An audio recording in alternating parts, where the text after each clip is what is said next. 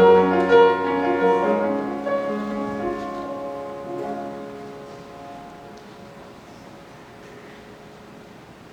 most time-bound man I know lives in my neighborhood.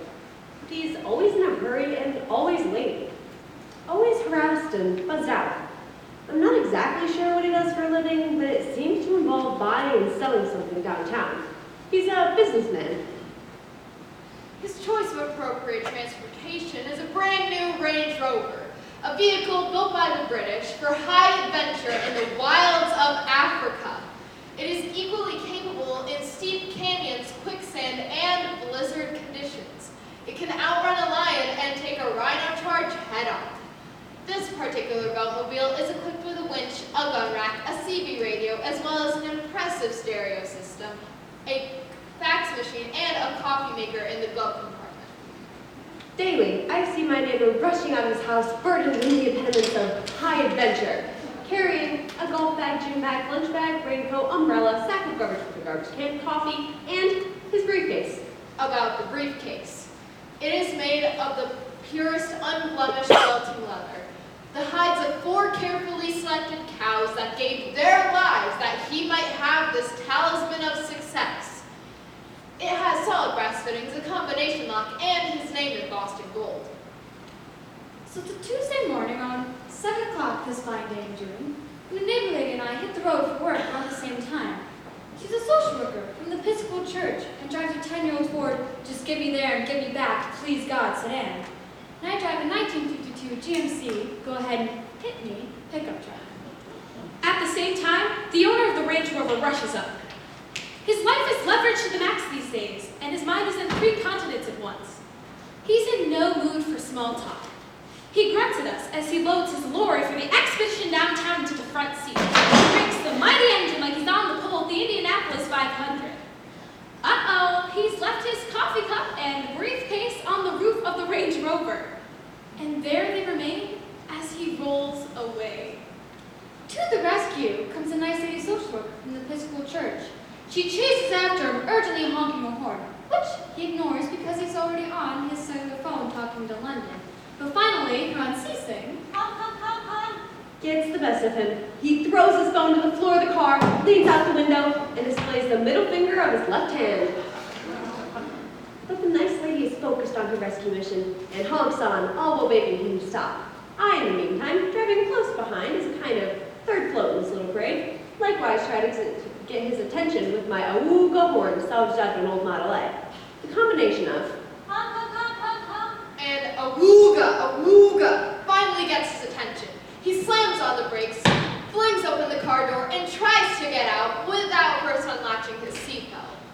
At the same moment, his morning cup of coffee slides off of the roof, bounces off of the hood, and smashes into the street, followed by his brass-bound briefcase, which slides across the hood with a nails-on chalkboard-like screech, and flops into the street on top of the broken coffee cup.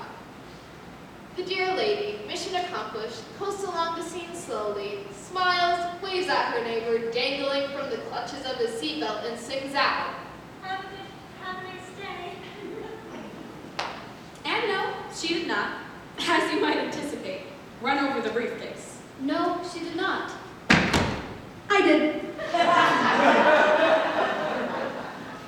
Everyone and I meant well. It's not always easy doing good. When I told the nice lady social worker about running over the briefcase, she grinned. As I say, none of us is pure. Did I run it over on purpose? I'm not sure. But as I say, none of us is pure. I hear the owner of the Beltmobile is a little distant these days. I hear it cost him $400 to have his hood repainted. But I see he has a briefcase that looks just like the last one. He's not entirely a bad guy. In a way, I see my face in his mirror. I get pretty fussed out sometimes too. But it's less embarrassing to talk about his life than to talk about the embarrassing qualities of my own. In the meantime, I hear he's upset with us. I hear he says we cost him time and money and kept him from getting his business done.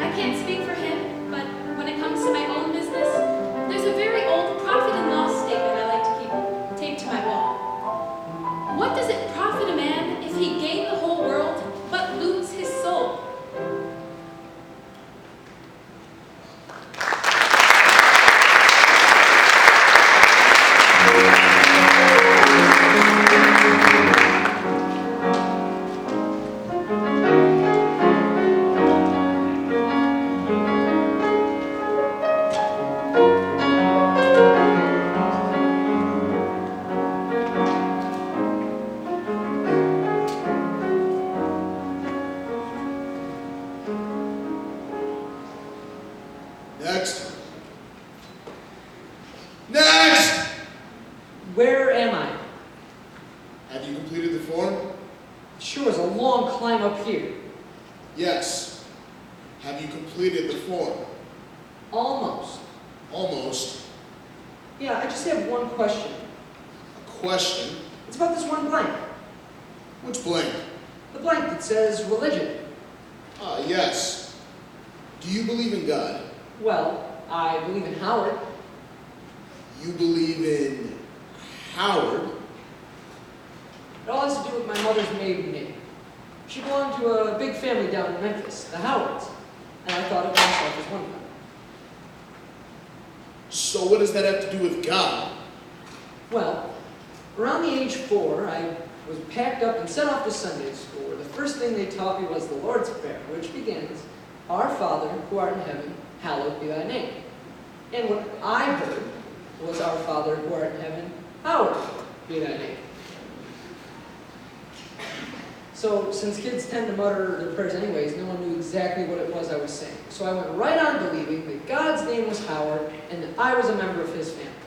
And since I was also told that my grandfather had died and gone to heaven, God and my grandfather got all mixed up in my head as one and the same.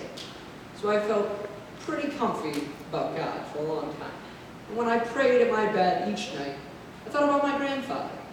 What a big shot he was, because the prayer ends, For thine is the kingdom and the power and glory forever and ever. Amen.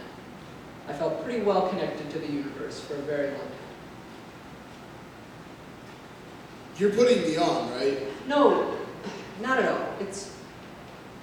I belong to like the grand scheme of things. I used to work in the Howard family store. It was the Howard Family Enterprise. So, do you still believe in Howard? Let me put it like this. The 13th century Christian mystic Mynderse Academy said, the same eye that I see God is the same eye that God sees me. What the hell is that supposed to mean?